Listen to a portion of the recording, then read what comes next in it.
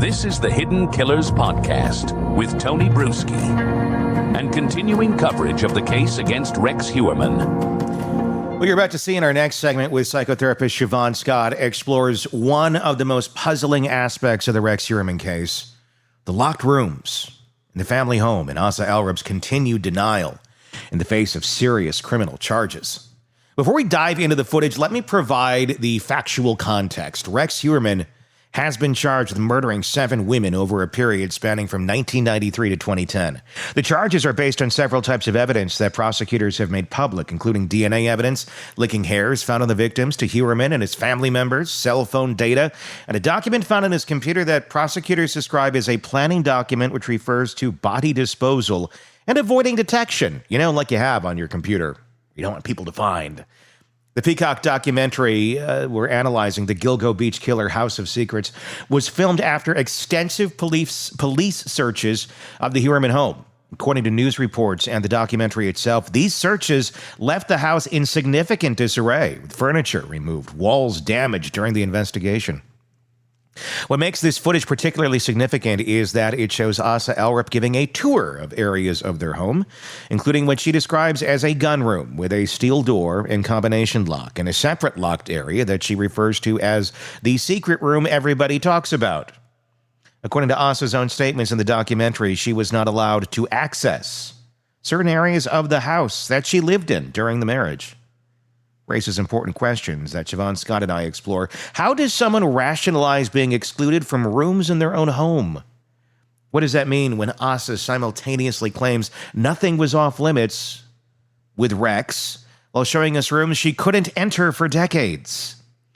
The documentary also captures Asa's reaction to the charges against her husband, despite the serious nature of the accusations and the evidence prosecutors have presented. She dismisses the planning document as a Dexter style and absolutely absurd thing. She suggests investigators are picking, making assumptions for their narrative. What you're about to witness is a psychological analysis of these contradictions. Shavaun Scott, a psychotherapist with expertise in trauma, family dynamics, and killers, helps us understand how someone can maintain such a strong denial even when confronted with locked rooms in their own home and serious criminal charges against their spouse. It's important to note that Asa Ellerup has maintained her belief in Rex's innocence throughout this process. She filed for divorce shortly after the arrest, but has stated this was for financial protection, not because she believes he's guilty. She continues to visit him in jail and speak with him regularly. The footage you're about to see raises profound questions about denial, family dynamics, and how people process information that threatens their entire worldview.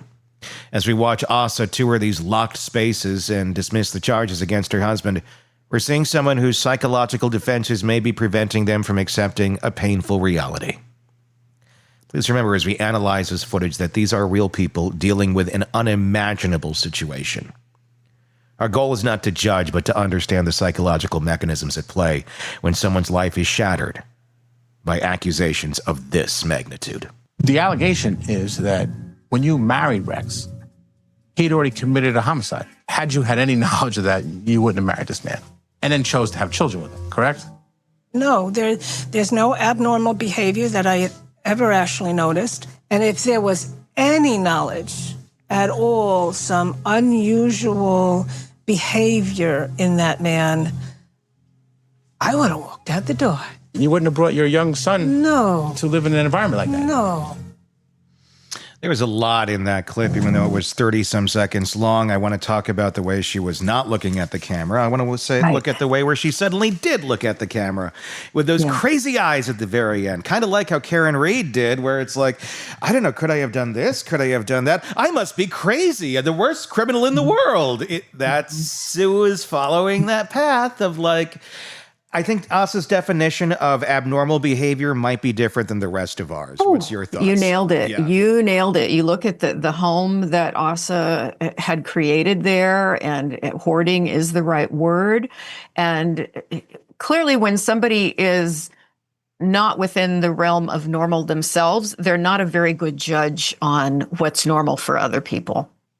Not at all. I mean, the kids, obviously, this has also been normalized for them growing up. This is how life is. There's the creepy room in the basement. And we're going to take a look at that in just a second because that's been talked about. There's so many pieces of her not seeing any red flags, but, you know, there's a lot of red flags here. And if she had loving critics in her life, I'm going to guess she was kind of isolated. Would you? Very isolated. And when she says everybody needs a friend, my guess is he's her only friend and has been her only friend. And the other thing you mentioned, her eyes, throughout the documentary when she's being confronted with, but there's evidence, she talks, but she closes her eyes or looks away. And I found that fascinating. It's like she is not going to see it. No, she appears to not, and she really acts that out with her eyes. Like there's no direct eye. Do you think she knows deep down, I mean, that there is something really wrong here, and that because she obviously is emoting a certain way. I think if she truly believed there's nothing wrong, you may look at the camera, you may look at who's interviewing you. 100%. Like there's nothing wrong with them. I don't see any, but it's look away and it's kind of struggle through the information that's you've been confronted with and the information that you've liked to have been believing for the last 30 some years. Yeah, I think the thing with the eye contact is denial in physical form. She probably has no conscious awareness that this evidence has got to mean something. You know, there's so many red flags and so much wrong here and so much evidence about it. But this goes back to those unconscious defense mechanisms, and denial is powerful. It's incredible what people cannot see because their mental structure as it is, it just prevents them from looking at it. And so when she closes her eyes, it's, I think, her mind-body connection saying, I am not going to look at this.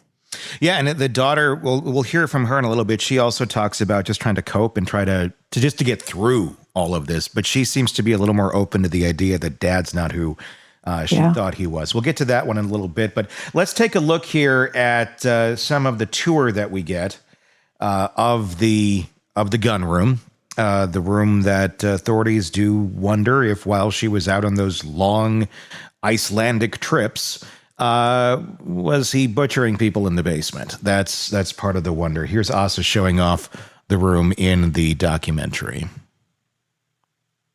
This is the steel door. It had a combination lock. It's this lever here. It's a very easy way to get out, so no one can get locked in here. Now, this is the room where he displayed his firearms collection. So the famous gun room, when I sat there, I recall vividly that he said, in 30 years, you're the fourth person to ever be in this room. And I was like, wow. And that's when he showed me his collection. So he started collecting rifles and all kinds of guns early on when he was 18. And it was an amazing collection. There's nothing in this case that suggests that those guns were utilized in the commission of any crime. A walk-in gun vault, that's one thing. But a secret room? I was like, oh my God.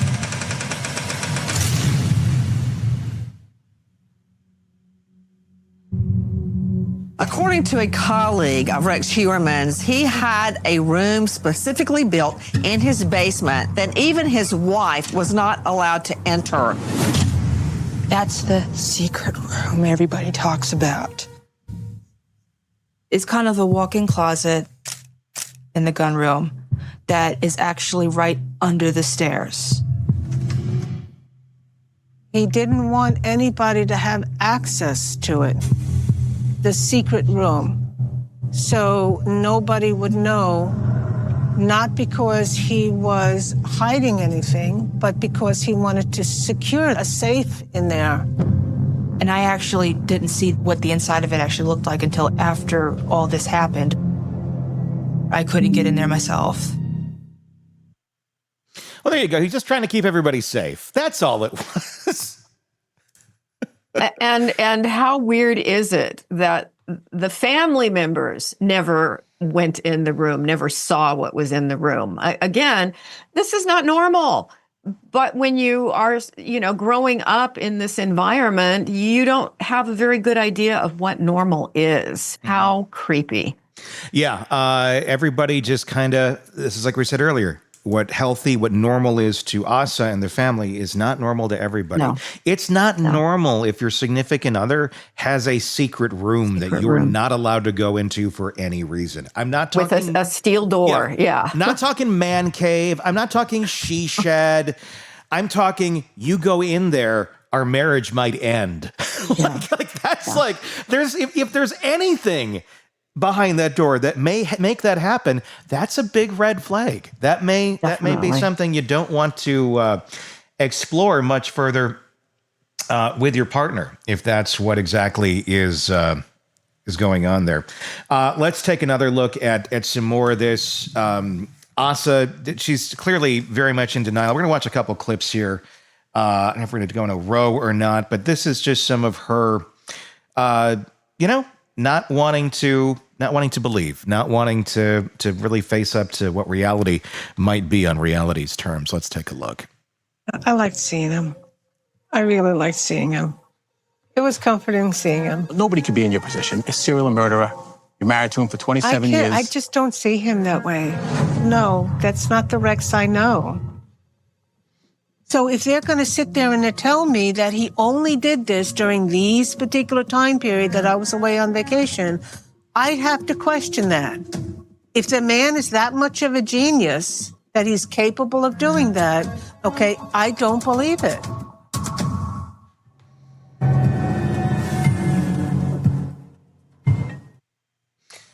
Here's another one where we're going to look at about not believing that Rex could be up to anything. Let's take a look at this.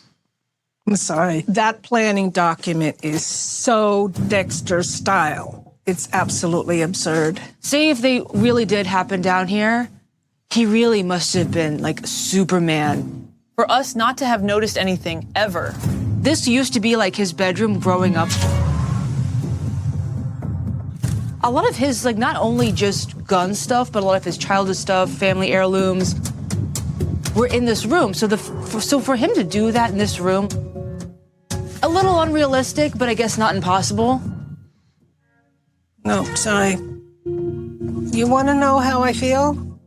They are picking, making assumptions for their narrative. I know that. I've known Rex since I was 18 years old. I know what this room was originally used for, and they're just allegations.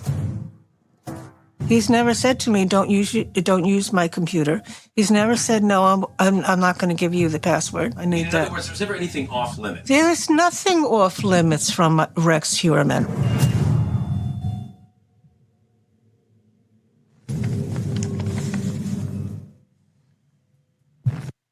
There's nothing off limits from Rex Heuermann while she's going through the room that she's not allowed to go into. Exactly. What is reality here? What was happening there? Yeah. The little smile when she says, they're just picking things here, and basically she's saying they're manufacturing the evidence, and she looks up and she smiles again. It's fantasy kind of thinking. It is, and it's completely delusional. Of the daughter, though, did say, well, it's not impossible. But the little bit of grounding in reality for her to be questioning it. Yes, which is good. What we just witnessed requires some careful reflection. The image of Asa Ellerup touring locked rooms in her own home while simultaneously claiming nothing was off limits represents a profound psychological contradiction in one sentence. Big thank you to Shavaun for helping us understand that better. But let's be clear about what we know factually. Rex Heuermann has been charged with 7 murders. The evidence includes DNA matches, cell phone data, and documents found on his devices. His own daughter, Victoria, has stated she believes he's most likely guilty Yet Asa maintains his innocence and continues to support him. The gun room with the steel door and the combination lock, the secret room under the stairs, these are Asa's own descriptions of spaces in her home. She herself states that she couldn't access these areas, yet she sees nothing concerning about this arrangement. This isn't speculation. This is what she shows us in the documentary.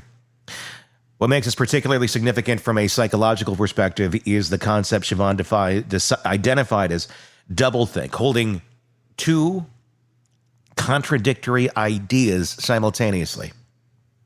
Asa can say Rex kept no secrets while showing us the secret room. She can claim investigators are manufacturing evidence, while unable to explain why her husband needed locked rooms his family couldn't enter. The Dexter-style comment, that deserves some attention, don't you think? When confronted with a planning document that prosecutors say details murder methodology, Asa's response is to compare it to a fictional TV show. It may be a psychological defense mechanism by making the evidence sound like fiction. She doesn't have to engage with reality. For our audience, particularly women who might recognize controlling behaviors in their own relationships, consider what we've observed. A woman who was excluded from parts of her own home for 27 years. A woman who, according to news reports, discovered after her husband's arrest that she had no access to their finances. A woman who, despite all of this, continues to defend the man who kept these secrets. It isn't about judging Asa Ellerup. This is about understanding how psychological defenses can be so strong that someone can't see what's literally in front of them. Locked doors in their own home. It's about recognizing that denial can be so powerful it overrides physical evidence. As this case proceeds towards trial, the DNA hearings and legal procedures are ongoing. Asa continues to visit Rex regularly. She continues to maintain his innocence. Whether she will ever accept the possibility of his guilt remains to be seen.